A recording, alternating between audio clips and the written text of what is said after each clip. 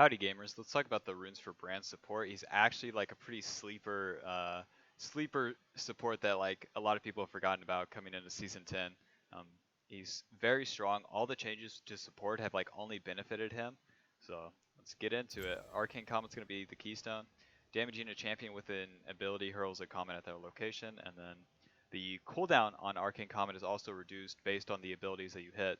Since Brand is just only like damaging abilities, you're going to reduce the cooldown in every single way. You have a single target ability in your ult, you have area effect with, or wait, you have single target with the E and the ult, you have area effect with the Q and the W, and then you have damage over time with any ability hit because of Brand's passive. So it's pretty easy to get multiple Arcane Comet procs off in a team fight, but in the laning phase, you're primarily just using Arcane Comet like as a poking tool. So that's that, and then the damage will scale with your bonus AP as well, and then the cooldown also goes down per level. So like, come mid game, whenever you're actually team fighting and hitting multiple enemies, and whenever you have Rylai's, like you're guaranteed to not only land the Comet, but then also proc the Arcane Comet multiple times.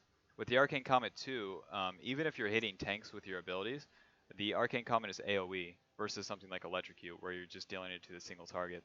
Since the Arcane Comet's AoE, you're going to be damaging enemies around them too, so you have the potential to get damage onto either their carries or just more champions in general. So, and that's your entire job as Brand anyways, just to deal as much damage to every champion on the enemy team as possible. So, second rune is going to be Mana Flow Ban. Hitting an enemy champion with an ability permanently increases your maximum mana by 25. It's another reward for landing an ability in lane, which is Brand support's entire job. Um, it increases your mana by 25 and then up to 250 mana, which is basically a sapphire crystal for free. And as brand support, you want to be itemizing into Rylai's and then Leandry's as fast as possible. So not having to buy like a sapphire crystal into something like Lost Chapter and then Ludens is very, very nice.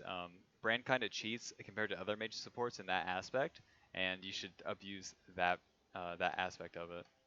After reaching 250 bonus mana, you restore 1% of your missing mana every 5 seconds. So basically, come mid game, you're just never going to run out of mana unless you're really doing something wrong. Unless you're just throwing like 3 probably W and Qs at nothing, then you could probably run out of mana before a team fight. But other than that, you're just gonna be full mana. Third rune's gonna be Absolute Focus. While you're above 70% health, you gain bonus adaptive damage, which is AP for Brand. You're basically gonna be sitting on like 15 AP from this rune most of the game because support's gonna be the lowest level in the game, so you're basically gonna cap out around like level 9 or so. But that's fine. Getting 15 AP as support from runes for free is pretty solid, and it is gated by the amount of HP you have. But with a mage playing as a mage support, you're basically always going to be above 70% health, so it's fairly useful. And then yeah, the only thing that would outweigh it is Transcendence. Transcendence is a good rune for Brand, but I'm not recommending it for like solo queue at all because, again, as support, you're going to be the lowest level in the game, and with Transcendence, you gain 10% cooldown reduction when you reach level 10. Like, this is way better for mid laners. It's fine for supports in competitive or at higher MMR, but I'm not going to recommend it at all for solo queue, as you're just going to be missing out on a little bit of damage, and then not going to be getting the benefits of Transcendence for most games. Fourth rune is going to be Scorch. Your next damaging ability hit deals bonus damage. So basically, in combination with Arcane Comet and Scorch, every time you're going to be landing your W, pretty much, you're going to be dealing more damage with it, and that's your entire purpose in the lane, is to be dealing damage to the enemy with the unfair range of W, and then be gaining advantages because of that. And if you're not doing that, then you're really just not doing anything in lane as brand support. It also helps you just win lanes more, and then overall just gives you more damage throughout the entire game. You are missing out on Gathering Storm, but again, just not so important on support. You'd be missing out on 24 AP mid game, but you're going to have the itemization advantage on any support you're playing against anyways, so that's that. Second rune is going to be Inspiration with Magical Footwear and Biscuit Delivery. Magical Footwear, you gain free boots at 12 minutes. The cooldown is reduced by 45 seconds every time you get a kill or assist, and then the boots also have bonus movement speed, which is kind of whatever. With free boots, you offset the cost of boots, which again is kind of just like unfair for support, where you're just not having to spend 300 gold, which is like kind of just what you generate anyways in the laning phase. and then you can spin that either on the Ruby Crystal and Amptum or blasting one early, building into Rylai's. And then once you have like components of Rylai's, or if you have Rylai's completed, you can choose to upgrade the free boots into Sorkman boots, depending on the game state, which is a nice option. And then with biscuit delivery, you gain a biscuit every 2 minutes until 6 minutes, and then the biscuits restore 10% of your missing health and mana. And consuming a biscuit permanently increases your mana by 50. So with biscuit delivery plus mana flow, you're going to be getting a pretty good amount of mana for free, and it's basically going to put you at an amount where, again, so long that you're not spending like 3 W and Qs on the ground, then you're just not going to run out of mana. And it also makes it so that you don't have to itemize a mana item in general, as Brand doesn't want to build into Ludens first as support. You want to be getting Rylai's and Leandries as fast as possible, and you just don't have to buy a mana item at all with these. So fairly solid. And then with biscuits as well, whenever you're even, you can sell them. Whenever you're ahead, you can use them to then be able to cast like another ability because they restore your missing mana. If you exhaust your mana completely in lane and then use them, you're going to be getting more value out of them. And it's probably going to let you cast like one more W or even 2 abilities like a WQ to like create a lethal that you otherwise wouldn't have. So they have the advantage when you're ahead, when you're neutral, or even when you're behind, because they can help you in all ends, because again, it's going to be restoring um, percentage of your missing health. So the lower you are, the more it's going to restore. And yeah, so in all ends it helps, in neutral games it helps, and then in losing games it helps. It's a pretty solid rune, and then it's really flexible in that sense. For the adapter runes, it's going to be pretty simple. Ability power, and then armor. Since you're playing in the bot lane, probably going to be going armor most games. You're going to be taking physical damage from minions. 2 champions, compared to most lanes where you're only taking the damage from the minions and the enemy champions. In the bot lane, you're guaranteed to be taking damage from, or be taking auto attack damage from 2 champions. So the armor is going to help offset that. Since Brand's not a traditional support, his base armor value is pretty low as well. So if you don't have this, you're really going to be just taking too much damage for free. Like if you auto attack the enemy champion once, you can just watch the enemy minions like just deal too much damage to you. So the armor helps against that, helps against tower damage, helps against the damage from the enemy jungler, etc. It's just your best resistance option. Unless you're playing into say like a mage carry like Vigar, Syndra, etc., then sure, swap the resistance to magic resist. It just makes sense, right? Health per level, not so useful again, because you're a support and you're just not going to get that many levels. So these are the runes I recommend for brand support. If you have any questions, leave them in the comments. I answer literally all of them. And if this video helped you, leaving a like on the video helps me. Now, let's talk about the variations for the runes. The only meaningful variations I would think would be in the secondary tree. Again, Gathering Storm is like okay, but in solo queue, like why even bother? It's better just to have these early more impactful runes than it would be to have the scaling. And the scaling isn't even like that impactful for brand support anyways. 24 AP and then 48 AP and then 10% CDR. Like Transcendence is pretty fine value, but with Gathering Storm I really don't see it. With the secondary rune trees, let's start with Precision. Presence of Mind sounds like an okay rune. Takedowns restore 20% of your maximum mana and then permanently increase it by 100. My problem with Presence of Mind is that the problem with any secondary runes for brand support is that you have to outweigh free boots and then biscuits, or even free boots and Cosmic Insight, or biscuits and Cosmic Insight. You have to outweigh those completely to like be meaningful, or you have to be meaningful in another way. Presence of Mind, you have to get kills or assists to get the mana increase. With biscuits, you don't have to do that at all. You're gonna get 200 mana for free, just for like having it. With Presence of Mind, you'd have to get 2 kills or assist, which is harder to do, and then it has the same payoff. But then once you get more kills or assist, it has a higher payoff.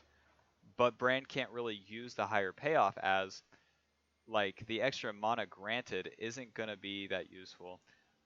With the amount of mana you would have with mana flow, biscuits, and then just this default mana pool in general, like you're going to have enough mana to have 2 rotations of your basic abilities in most fights, right? So like that's as much like effectiveness as you could ask for. So having any excess mana other than that isn't so useful. That, and then once you go into this tree, you have to choose another one of these runes. Attack speed obviously not useful, tenacity not useful, lifesteal not useful. The only useful runes would potentially be Coup de Grace and then Cut Down.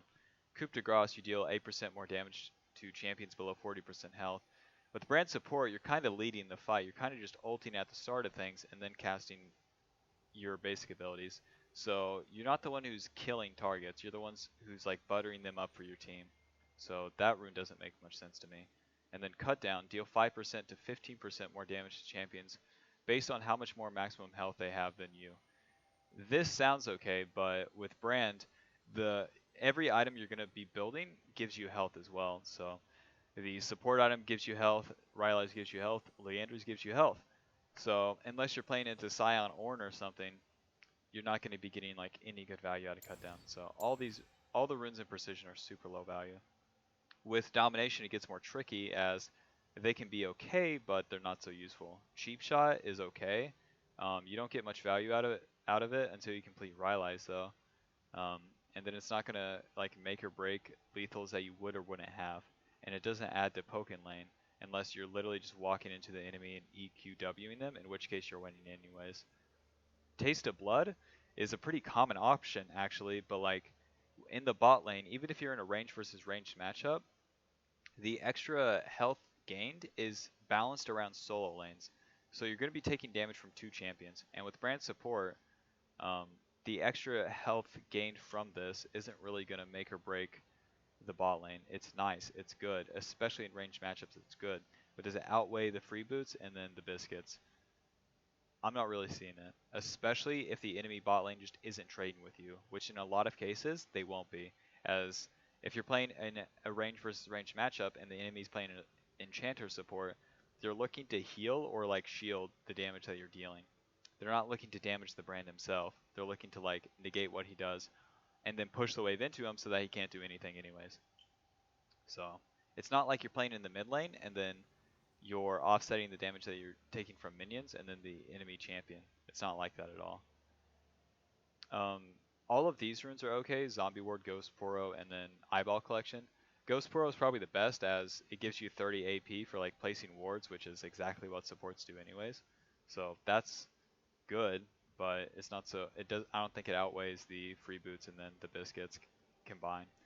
Especially since if you were to go Ghost Poro, you would have to get some value out of these other runes, and then the only other good runes would be either Relentless Hunter or Ultimate Hunter. Ultimate Hunter, Brand has one of the lowest like cooldown ults in the game. It's like 105 seconds. So 5% of that is probably like, yeah, like 5 seconds taken off. Not so useful. Even when it's fully stacked, it's like you're gonna get it lower, but it was already like up for the next team fight anyways. With Relentless Hunter, you gain 10 out of combat movement speed plus 9 per stack. This is okay, as it helps you move around the map. It particularly helps you whenever you're resetting back to lane and then maneuvering in the lane to land a skill shot aggressively, since Brand isn't a very modern champion. He doesn't have some bullshit way to like overextend himself temporarily and then like land a damaging or like a catch ability on the enemy. So the movement speed helps you do that. It also kind of has like a solo queue buff where Relentless Hunter lets you move into just move around the map in general and be potentially like in more spots quicker, so that you can fight everything at every single stage of the game, which is a fucking essentially like what you need to be doing in solo queue. So like these two are okay, but missing out on the mana, and then again you have to outweigh like the 300 gold cost of free boots and then the extra mana gain from biscuit delivery. So I wouldn't see that being like as valuable in most games as well. So again, these are the default runes I recommend.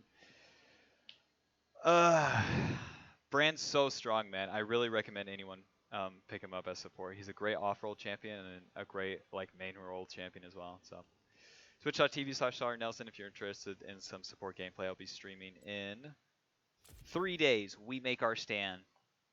Links in the description. Bye bye. See ya. Brand's so strong.